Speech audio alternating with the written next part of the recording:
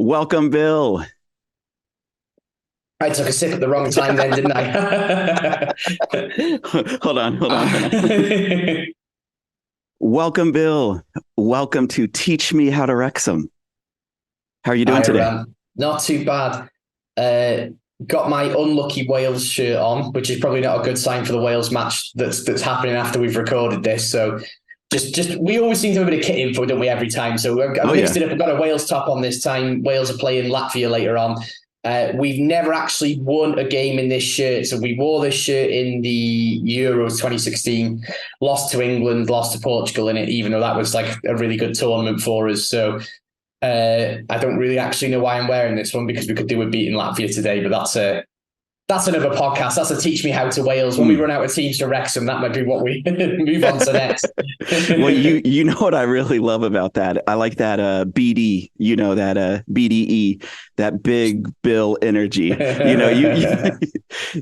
You came out, you said, you know what? I'm so assured of Wales that I'm going to put the most unlucky shirt on, the most unlucky kit. And I'm swinging that heavy that I know that it won't matter.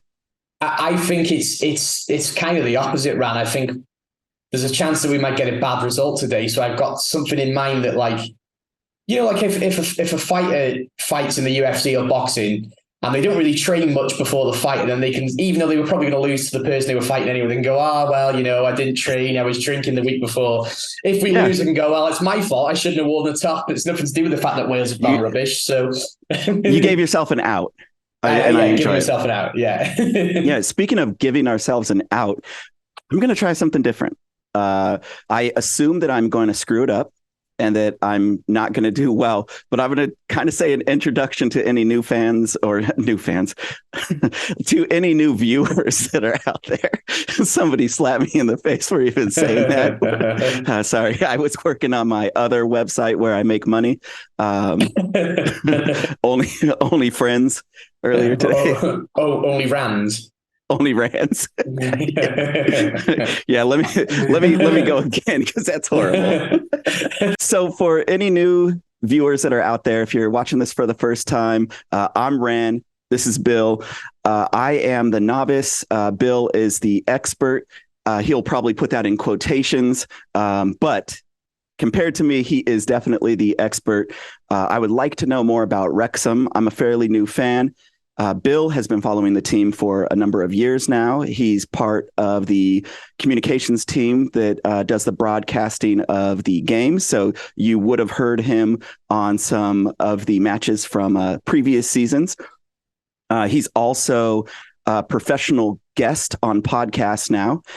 He's been making the rounds. So if you haven't had Bill on your podcast yet, feel free to reach out to him. That is his, I believe, Twitter handle, or his X handle, the @belong1864. And what Bill does is give me some basic 101 knowledge. There's a lot of information for people that have been following either the sport or the team for years, that they're on a much higher level than where some new fans like me are at, where there are some basic, like, how to spell cat type of scenarios that I would like to know, that people that have been following it for a long time don't really need to be bothered with those details. So if you're a new fan, or a new fan to football, or a new fan to Wrexham, this might be something that creates a little bit of value towards you or for you. And we profile on this series, the Know Your Enemy. We profile our opposition, the teams that we're going to be facing, a little bit about their history, some significant things or players, people inside of their past, and how that relates to us from a Wrexham perspective. You could look at it as, do we care about them? Do we don't care about them? Do we like them or dislike them? Do we have a rivalry? Do we have a partnership? And a lot of those things, we found that there are a lot of similarities amongst a lot of these teams that we are facing, that have been through similar things that we've been to in the past. I'll just add a little bit about my yes. You are right, my expert sort of status. My knowledge is quite anecdotal, so you'll get a lot of people who are football fans who will remember, like the direction of the wind on the day that we beat a team on Tuesday, September the 13th, 10, 15 years ago. I'm not really that kind of football fan. I kind of remember anecdotal stuff a little bit more than stats. So I think what I try and bring is that little bit of more like local knowledge, things that you might not necessarily find on Wikipedia. And then when I don't know something, I'll look on Wikipedia. Yeah. Well, and let's just preface that. Anybody that's coming out here and you want to know what the moisture percentage was on days and matches that Wrexham won by 2 or more goals, this is not the place for you.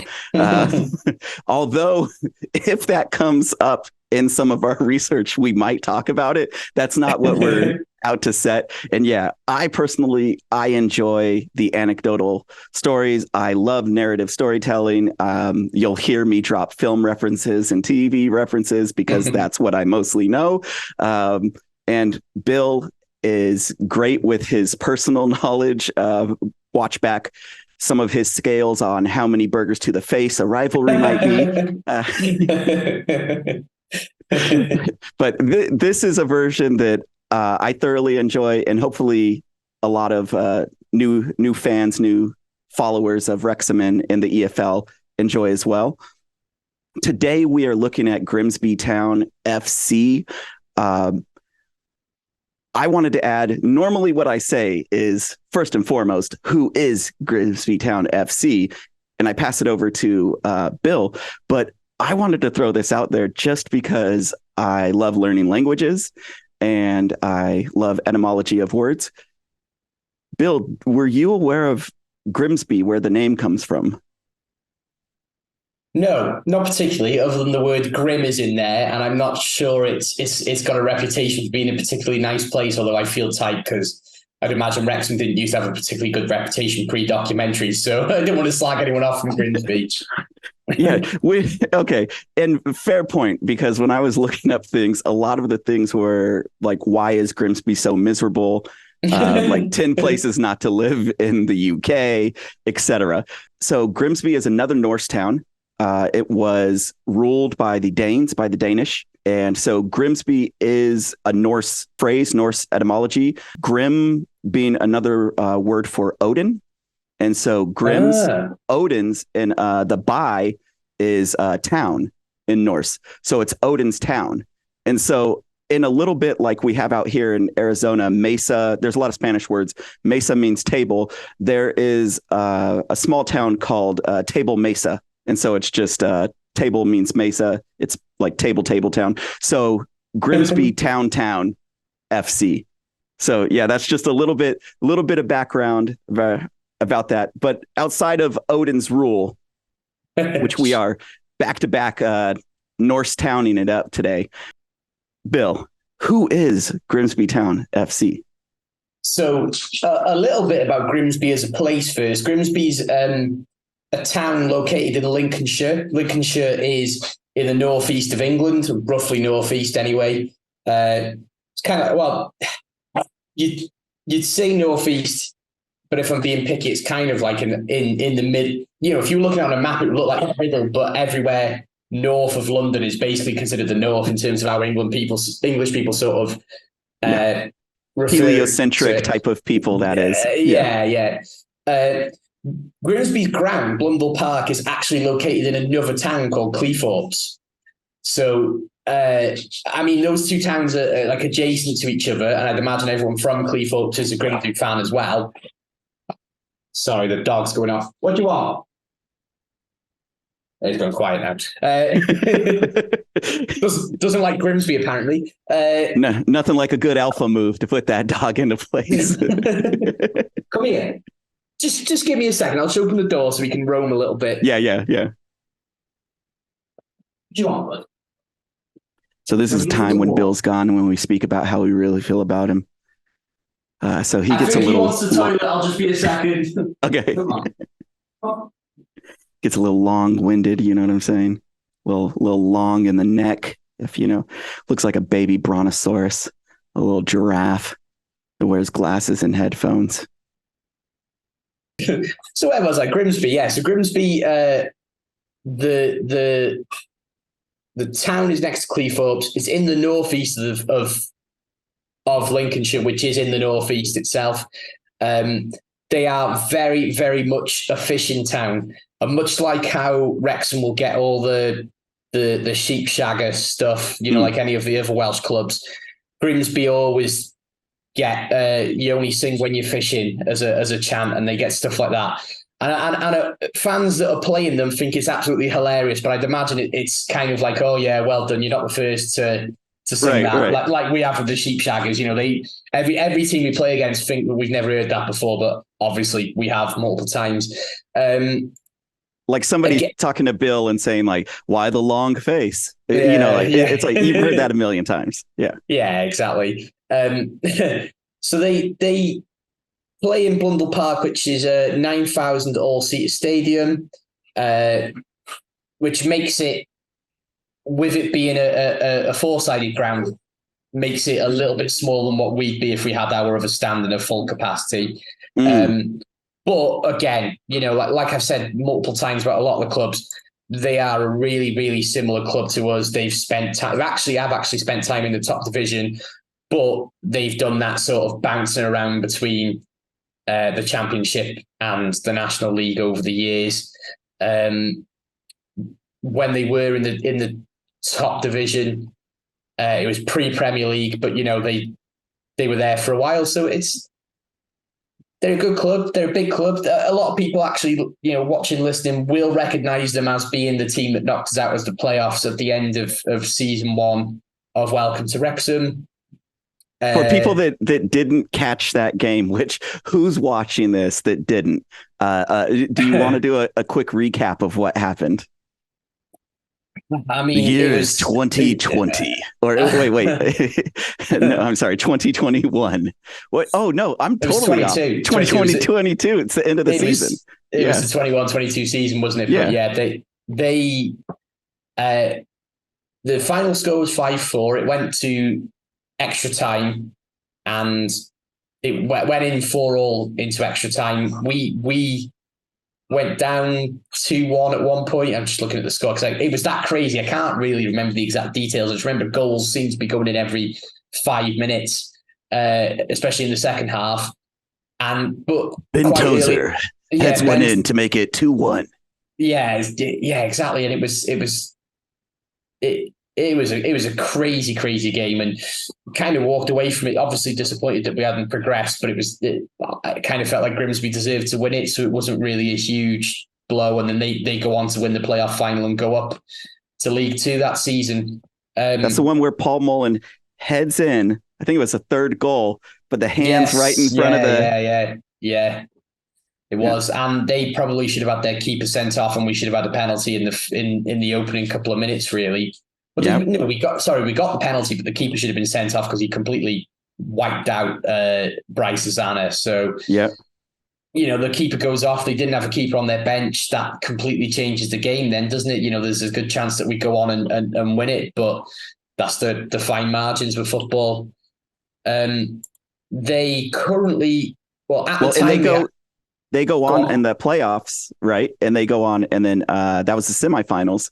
And then they go on to the finals, and they pull the Disney miracle, and they actually do win and get promoted. And they'd beaten Notts County in the round before us. Yeah. And then went on to beat Chesterfield in the final. And obviously us and Notts County have come up, and there's a good chance that Chesterfield are one of the favourites to go up from the National League this season as well. So there's a good chance that by the time, if Chesterfield do go up, that they'll have beaten 3 teams that were also destined to be in League Two. So they, obviously really good side.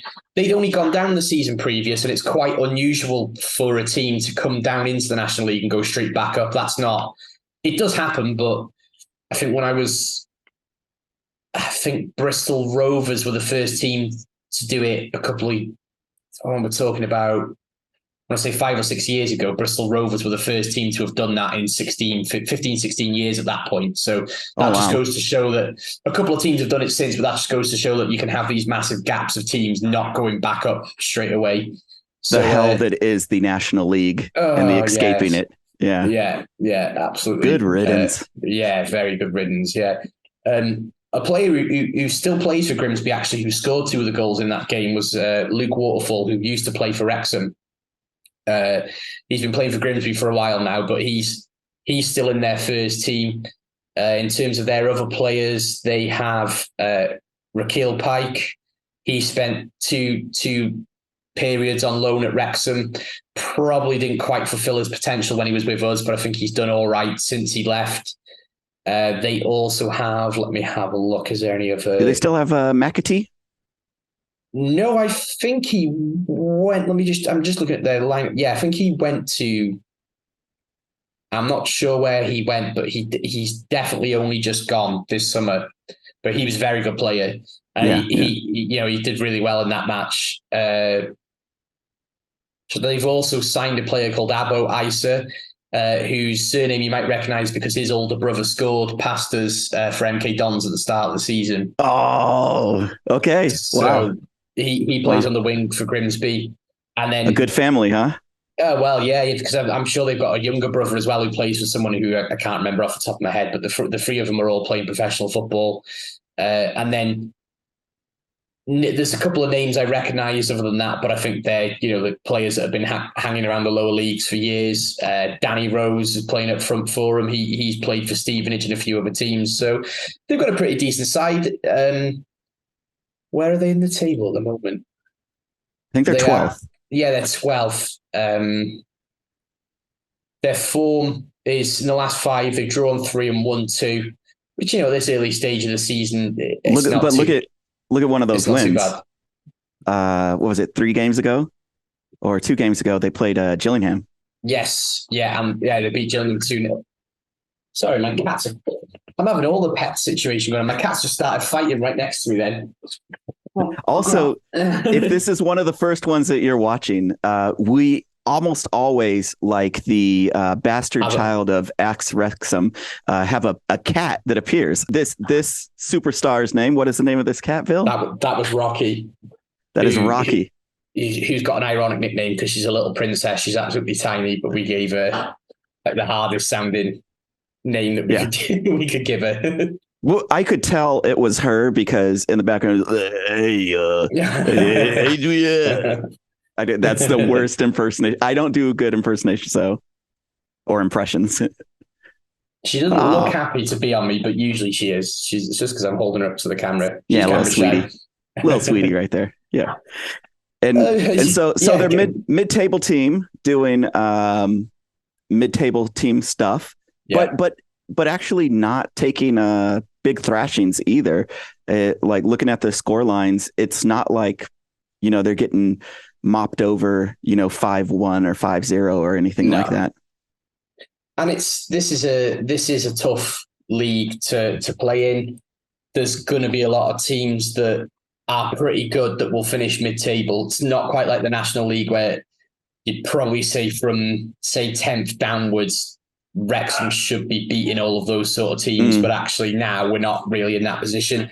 Even if we do finish in the top 6 or 7, we're still going to have results where we lose to somebody who you'd think that we should be beating or whatever. So can't take any of these games for granted. They've got a pretty good record at the race course as well. So we'll soon see, I guess. Well, and look at our last match against Doncaster. It, however, wasn't 0-0 that Bill called, but it was pretty dang close. That was the last place team that had the second most goals scored against or goals conceded. Although we looked really good, we did struggle at times. There were moments where, and like you said, the quality within this league isn't miles apart, where on the table from 1 to 24 in the National League is like 2 different leagues. In this league, 1 to 24, that spectrum is a lot more narrow. Yeah, if you're looking at the color spectrum of wavelengths, that's that narrow band of visible spectrum is the League 2 competition. It's really small. 100%. And, we absolutely battered Tranmere the other week. I know we only won 1-0, but we should have won by about 5 or 6, really. And then they've just sat their manager, and it's that early in the season that they could then go and have a playoff run. Do you know? I don't think they will, because I don't think their players are particularly good, but it's possible. It's not completely unreasonable for that to happen. Looking at our history against Grimsby now, I'm on 11v11, which we're not sponsored by, but if they do want to sponsor us, they can get in touch. Which is news that I wanted to tell you about. So we do have a sponsor this week. Yeah. Nice. So a good segue. Let's do a transition here. So we'll have a swipe come over, a nice transition. This week's episode is brought to you by no one. Hey. No, we don't have a sponsor. I'm a liar. So yeah. No, but 11v11 is a website that shows the head-to-head history of two teams, obviously the matchup. Now, and I'm only a little bit skeptical because it doesn't seem to have our record against them in the National League, which they did spend before they went down and came back. They also spent a number of years in the National League around 2010 to about 2016, I think.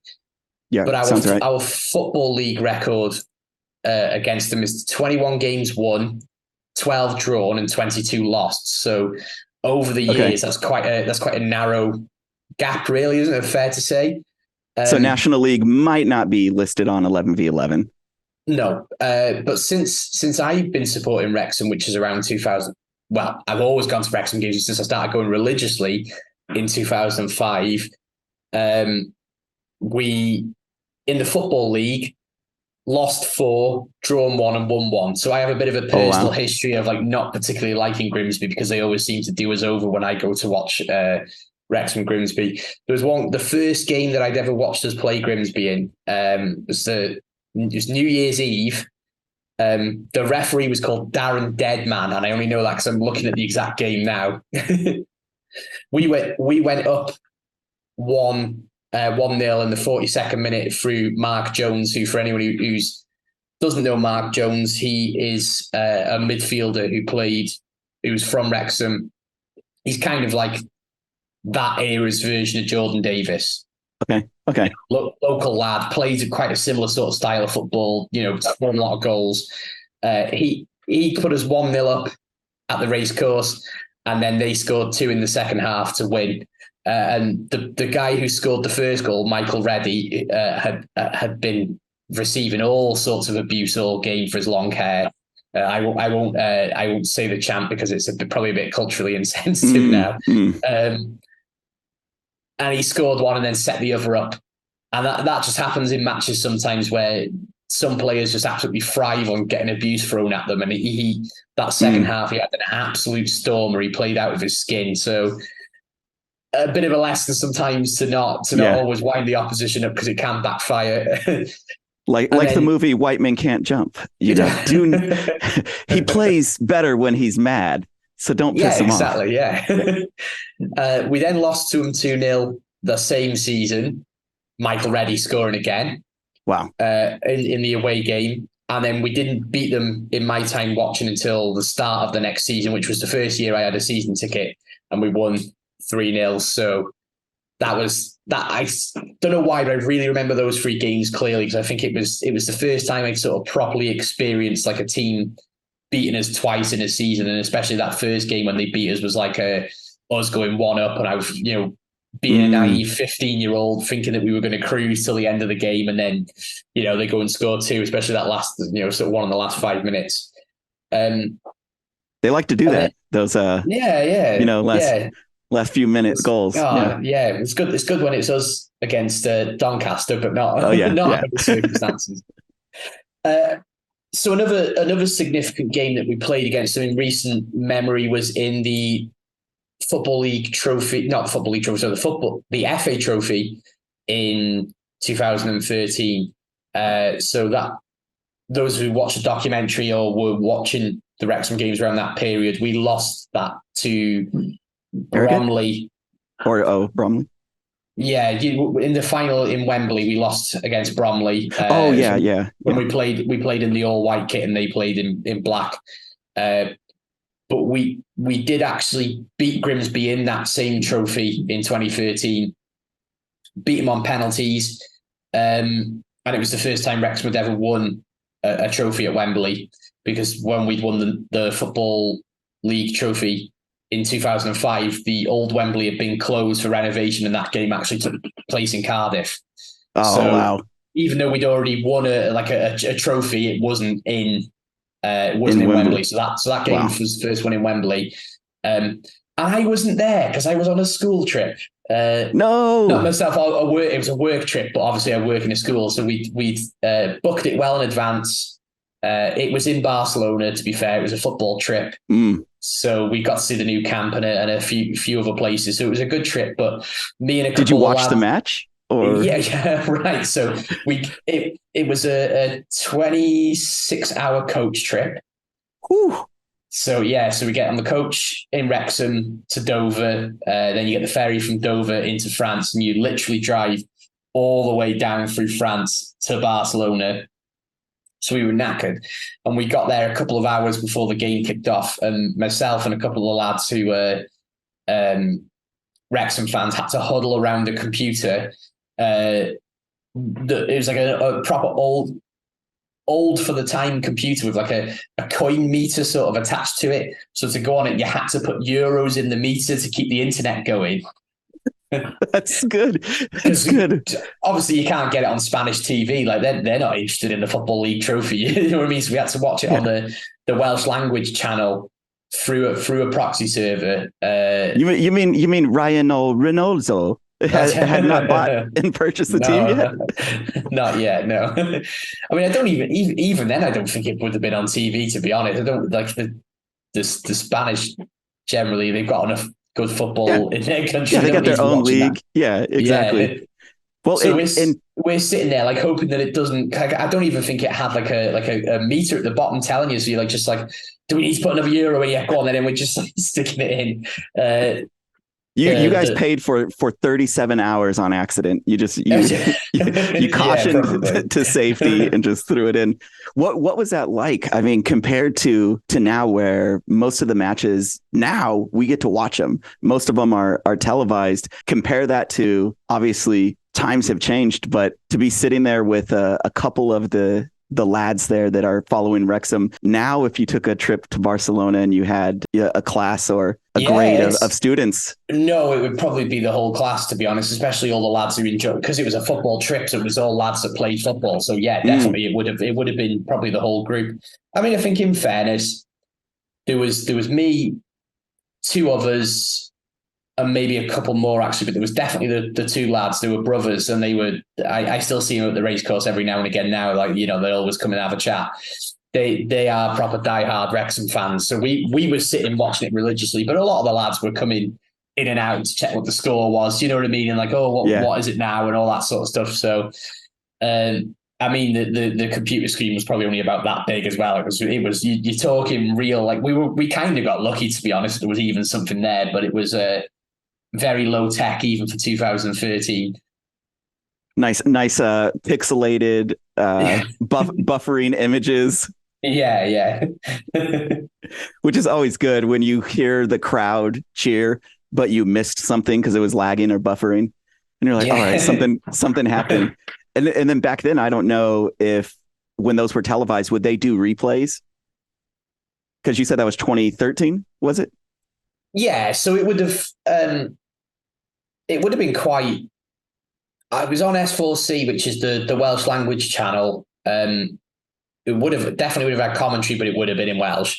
But it would have been like a proper TV production. They'd have had replays and commentators and everything. Yeah, you wouldn't necessarily get that in the National League, other than the very rare game that was televised when, say, the international matches were on, and there was no Premier League that week. They would occasionally put a National League game on TV, but other than that, it was rare to see too many. And I think the league as a whole has gotten more exposure, just as much because of COVID, and more people are watching football on TV around then. But obviously, the Wrexham exposure is helping the league a lot too. But yeah, that game was 1-1. They scored in the 70th minute. Then we had the penalty in the 81st. Took the game to penalties. And actually, Sean Pearson, who ended up playing for Wrexham was playing for Grimsby that day, and he did go back to Grimsby to play for them when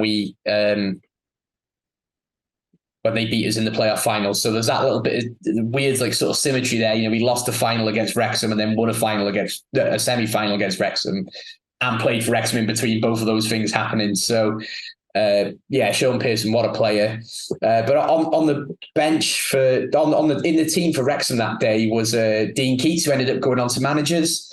Hey. He was our captain that day. Andy Morrell, who was the player manager, who some of you may have heard on the BBC radio commentary. Although, you shouldn't be listening to that. You should be listening to the I Follow commentary, the Wrexham team. But that's, if you do listen to them, then fair enough. So, I mean, overall, a very good day. But I've never seen a team that I support win at Wembley. I've been to see Wales play England once, and we lost that 1-0. I've been to see Wrexham play in the playoff final against Newport. We lost that. I went to watch Wrexham play in the Football League, in the FA. I keep calling it the Football League Trophy, the FA Trophy, a couple of years later, and we lost to what are they called? North Ferriby United, who were a couple of leagues below us. Shouldn't have lost that game at all. Lost that FA Trophy final. And then when we played Bromley, we lost that FA Trophy final. So I am never going to Wembley again. Even if it's a Championship playoff final, I would have to seriously consider not going, because I think I am cursed. Wait, are you a superstitious person? Is this because I know for us, like, we do have a bit of superstition with sports. Is that as prevalent, and is that prevalent for you? Oh yeah. No, I am not a superstitious person in the slightest, apart from with football. Yeah. This one area, just logic, reason. You're basically Spock from Star Trek, and it's only logic and reason used. But as soon as that whistle blows for 90 minutes, all logic and reason is gone. Oh, mate, there's tops that I will not. Football tops that I will not wear at the racecourse because we've lost games. I mean, there's this situation, but there's tops that we've not necessarily like had bad seasons in them. It's just I've personally worn that top to a game and we've lost 5-0. So I was like, right, that's never wearing that shirt again. I've got a lucky set of, like, it's sad, but a lot of football fans will say this: the lucky set of underwear, lucky set of socks, there's jeans, trainers that I just. It's almost embarrassing because I am not like this as a person at all, but with the football, I will, like, genuinely think, can I wear these clothes together? Because is that a good look matchup? Yeah, okay, that's fine. We won last week when I was wearing this jumper. I'm going to wear that jumper today, and that's that. Yeah, which was quite nice last season because it upgraded a lot of tops that maybe weren't lucky, but we were winning every week. So like they suddenly all became lucky tops. So it was fine. Get that old stank off of it. Give it the proper washing of bringing it out to what the 2022 season of Wrexham. That was the season that if you wanted cobwebs to get dusted off of a cursed shirt or jersey, you should have done it. It's crazy how we can get inside our own heads about things that if you just stop, it's like, it makes no sense at all. Like the fact that you're wearing a shirt can affect all the work and preparation that all of those people that have been training their whole lives, they're going to practice 3-5 times a week, and they're living, dying, their diet's fine-tuned, they're running plays, they've got people that are coaching them to the peak of their performance. They've sacrificed time with their family, missing holidays or birthdays, pursue this one pinnacle professional thing. Because I wore blue socks in the crowd. That's instead of red socks or black socks or something. Yeah, no, it is kind of crazy. The best one for me is my dad's an Aston Villa fan because he's from Birmingham, and he went a couple of weeks playing. I mean, this is going way back now because he doesn't really play video games anymore. But he went a couple of weeks playing FIFA before the Villa game, and they'd lost a couple of weeks in a row. I was like, right, that's it. Nobody in the house can play FIFA on a match day until after the game's over. And that stuck for years. Like, we were like, maybe it was just me and Che were that little that we just sort of let it be ingrained in. It's like, nope, can't play FIFA now because Villa or England, or because he's an England fan as well, whoever are playing later, we can't play FIFA, and that was it. until I grew up and just kind of realized some of it's silly, even though I've hung on to some other aspects of it. I same thing. I do the same thing, even though I know like this can't make sense. You can't block that like voice in your head that's like, but what if this time? But what if it is? And what if this time, if all of this is on the line and everything, we're like, we need this win, we need the promotion. If all of this is on the line and it was me being too stuck in my own ways of going, superstition's not real. I mean, like for this season, I haven't put on a kit in the first half of any of the matches, except for the very first MK Dons. Right, there you go. So you're indoctrinated now, Ran. You get it. You understand the silly superstition aspect of it. Yeah, and so it defies logic, but it doesn't matter. In episodes of the heart will trump the mind. I think I will say one thing though. If you're a match day going fan, there is genuinely a butterfly effect. If you go to a game nervous, then that nervous energy can be passed on to the players. All right, don't get me wrong. You know, the chances of you not wearing your lucky socks making you more nervous than if you did wear your lucky socks is pretty slim, isn't it? Really, but you know, you got to go to the game in the right mentality, make your preparations, and no, for sure. There's mind games because just in the same note that some of these moves or some of these plays, when you see different formations and different players starting, there's a bit of mind games going on from managers who are like, we're going to do a certain thing to not have the opponent's defense prepared for some plays or some things that we're going to run. There also is that atmosphere of the stadium, to a greater extent, the atmosphere of social media as like its own stadium, where if there's players that are on there and you have a player that's just getting stick constantly, that could get into that player's head and that player could end up not playing well because now they're coming into the stadium and they're face to face in front of all these people who have been saying, oh, they suck, they shouldn't be playing, they shouldn't be out there. So definitely, like you said, that butterfly effect, it could go from just one person where it's minuscule and it wouldn't affect it to it get large enough to where you have a whole stadium of people who are booing you when you're on, booing you at the half and etc. Yeah. It's funny, isn't it? Football fans are a weird breed, myself included, Rand. You know, like you say, it's probably more of a sports thing, isn't it?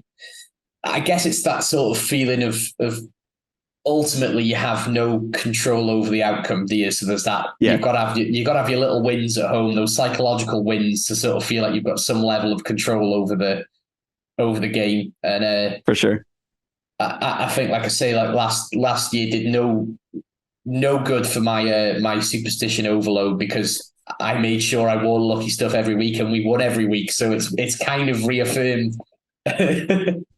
Everyone can thank Bill. Things. Yeah, thank you. Yeah. If it wasn't for Bill's 2-a-days, him working in and out, staying focused, showing up to first one to practice, last one to leave, taking penalty shots on the weekends when no one's around, mowing the grass himself. If it wasn't for Bill, last season's promotion wouldn't happen. I take every single bit of credit for that 111 points, which 11 is my lucky number. So, 111, that's kind of, it's 100% me, 100% me. You're welcome. You're welcome, everyone. You're welcome. It should be You're Welcome, Wrexham, season 2 coming out.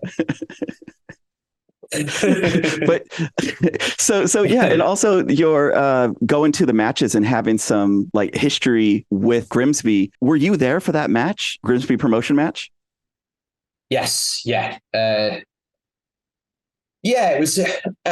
It's the first time I've kind of come away from first and only time actually I've come away from a big game that we've lost and not been overly disappointed, because I just had a feeling that we do what we did last year. Do you know what I mean? Like yeah, we lost, but it just kind of felt like we'd run out of steam. Really, the team had peaked around sort of February, March. We weren't quite as the squad wasn't as deep as it ended up being the season after, and Stockport had already, accumulated all those points. That to miss out on the title, the nature of it was a little bit disappointing. But I kind of felt like when we got into the playoffs that we probably weren't going to win, because quite often the team that finishes second don't go through with it, which kind of actually makes Notts County's achievement, even more impressive. But so losing that final, like, we sort of came away from that on the day and was just kind of like, you know what, it's not the end of the world. Grimsby fans, they're quite a good bunch. I've never seen any trouble between Wrexham and Grimsby. And actually, for anyone who doesn't know, at the time after that, there was I think it's the club or a bus company of some sort really tried to swindle the Grimsby fans, and they were charging loads and loads for the coach and the tickets and everything. Oh man! So they started raising a bit of money for their own fans who couldn't afford to go, to help pay for coach tickets and stuff. And Wrexham fans ended up sort of donating quite a decent amount to that, which, that's great. I'm not like trying to, I'm not trying to big us up too much, but it was quite magnanimous in defeat. And I think a lot of Grimsby fans appreciated it. And I think in return, the Grimsby Supporters Trust, or whoever it was that raised the money, actually gave Wrexham a couple thousand for some kids to have some free mascot positions. So there's quite I wouldn't say there's a huge partnership or friendship there between both clubs, but I think there's a lot of mutual respect there, really. That's good.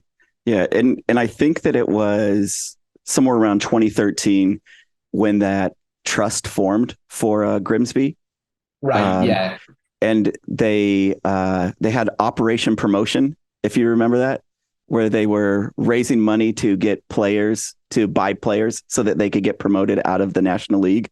And that was that like 2013 to 2016 run where they'd went, I think it was like 3 seasons going into the playoffs and then failing in the playoffs and not make it. That's some good overlap. So we have that with a lot of our, I guess, your battle buddies. We were in the National League together. We know how bad it is. And so there's like a lot of support for others that are going through similar things that we're going through. Sad thing for teams like Barry or Southend, who recently have their troubles. And it's like you feel for those teams in the National League who get stuck there. And then if you've been there, I don't know if it's misery loves company, or you just commiserate within the misery of like, we're both here. We know what it's like, both being stuck here for so long. Yeah. And I think on the flip side to that, that's kind of why we get a bit of animosity, because everybody loved us when we were that lovable, friendly club that had been through the mill and we'd come out the other end. But nobody likes us when we've got money. But I think we've been able to remind some fan bases that we've been through the rubbish by trying to donate. I know a lot of Wrexham fans helped share the South End stuff, and they've been really positive about us as a club in return, and Grimsby have been really positive. So it's kind of like we've got that ability to remind clubs that, we're going through some good times and a bit of luck now. But it could have easily been Grimsby that Rob and Ryan picked, or it could have easily been Southend that they decided to invest in. We are just lucky. We've got a good story and all that sort of stuff. But as we found, from doing other podcasts, there's a lot of teams that are very similar to us, and it could have easily been any of those others. They just had to look at a different club on that one day, and maybe they decided to have gone with them instead. So I think once we remind these fans that we're not all bad, we're not all glory hunters, then they kind of get on board with us a little bit more. That's what I like to think anyway. I could be completely wrong, but that's kind of the impression I get. I think in a way you just solved world peace. You're like, look, we're all basically the same. We're all people. We have battles in past that we all need to get through, and if we just work together, we can all, rising tide raises all boats. Speaking of Grimsby Town and those boats, the Codfathers over there with their unofficial club website, Cod Almighty. Cod Almighty, yeah. But yeah, I mean, each one of these that we're looking into, these teams into League Two, you see how at any point in time, and I agree with you that if Rob and Ryan looked at any team, there's a story behind any of them that you could get behind.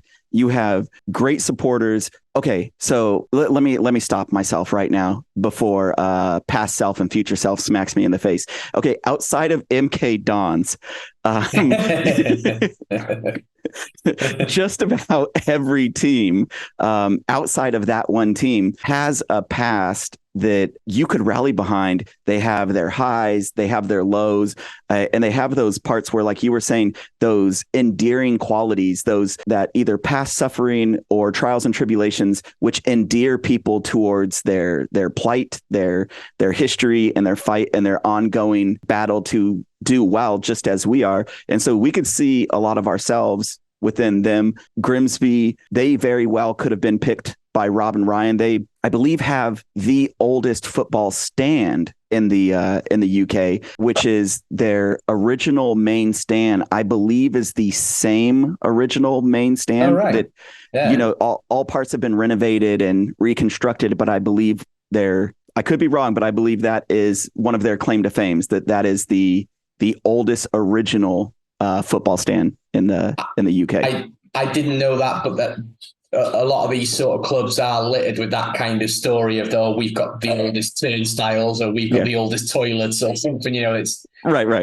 Part and parcel of some of these, you know, really old clubs and the history they've got.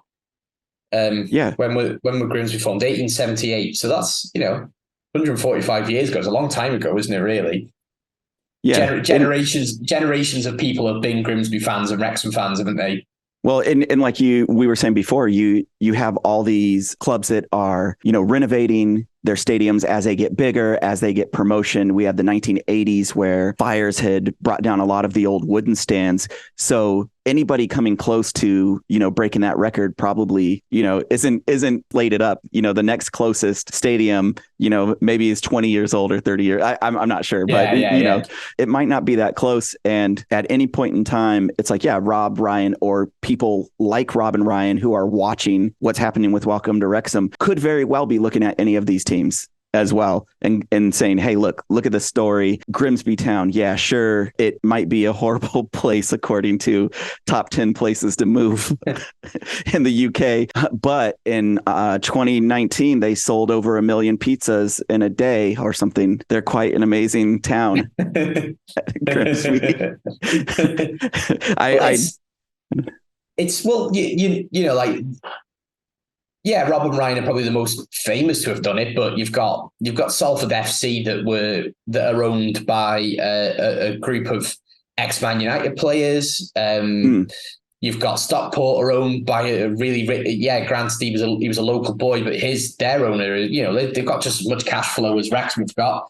And then you've got Portsmouth, who actually Rob and Ryan kind of followed Portsmouth's model. They're owned by Michael Eisner, who, for anyone who doesn't know, is the former chairman and CEO of Walt Disney Company. So it's not, there's that Disney money. Yeah, there's a lot of money there. And he bought Portsmouth because they were a fan-owned club, and Portsmouth actually, when they became fan-owned, followed Wrexham's model. They went through the whole charter and everything. So I could be wrong, but I'm pretty sure I heard that it was a Portsmouth representative that got in touch with Wrexham because of that history of them collaborating with us on the supporters trust stuff and using our constitution as a basis. So they knew that there was contacts there, and they'd been asked to get in touch with clubs and that potentially could be bought by Rob and Ryan. So it will be interesting now we've seen the Rob and Ryan effect in terms of the publicity side of things. It will be interesting to see how many rich owners now start looking at clubs like Grimsby. Say, you know, I want a piece of that. I mean, don't get me wrong. I don't think Hugh Jackman's going to be buying Chester anytime soon, is he? But he better not. No, he better not. No. He's already walking around with a Wrexham cap all the time. I think he's a Wrexham fan for life, isn't he? But he would. That would be the worst heel turn in football history. He just rips his mask off and he's like, ha, ha, ha, ha, I was Chester all along. So yeah, it's going to be, you probably see a tail sort of making its way in. I did. Yeah. It's going to be interesting to see if anyone tries to follow that, or whether they actually, on the flip side, think, you know what, that market's already cornered. We're not going to go the football route. We might try some other sporting avenue. But I would say, I would argue against that or not even that you're making that statement, but I would say people are probably in the process of doing it right now and have the works going to some lower league teams, and people will do it. Capitalism is capitalism.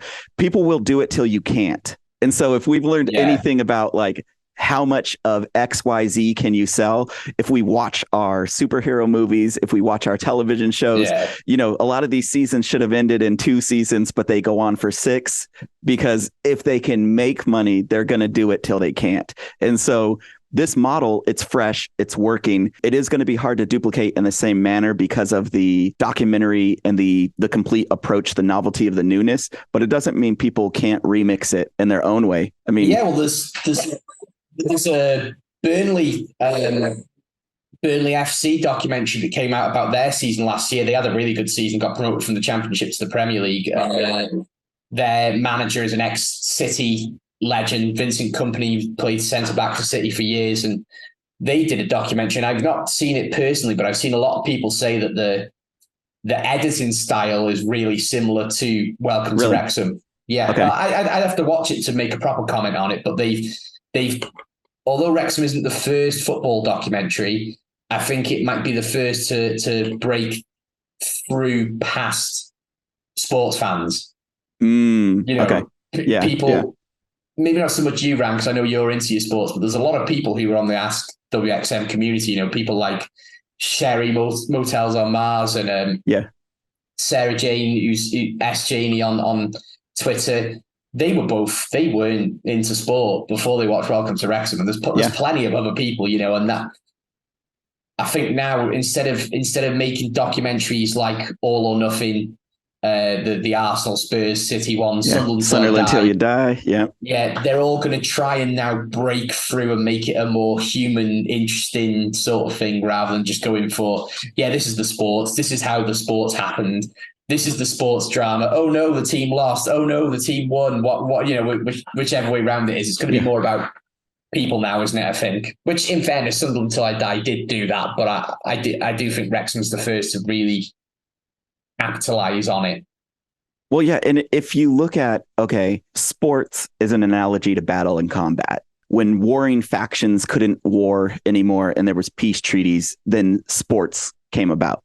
And so you had people going onto a pitch, onto a field to still get that thrill, that rush of competition, of us versus them, without the consequences of war and battle. And that analogy and analogous nature towards humanity in sports still speaks to all of our caveman brains, where we still enjoy it. We still watch it, and we're at the edge of our seats and feeling the height of emotions, that roller coaster of, agony and tears of jubilation. On the opposite end, you have the, picture of the promotion, the celebration with the cup being raised behind, or the trophy being raised behind you. And there was tears on that day. And if you look at whatever good storytelling is, it has those, we talked about Pixar and John Lasseter with the making you cry, making you laugh, and having the equal parts on that roller coaster.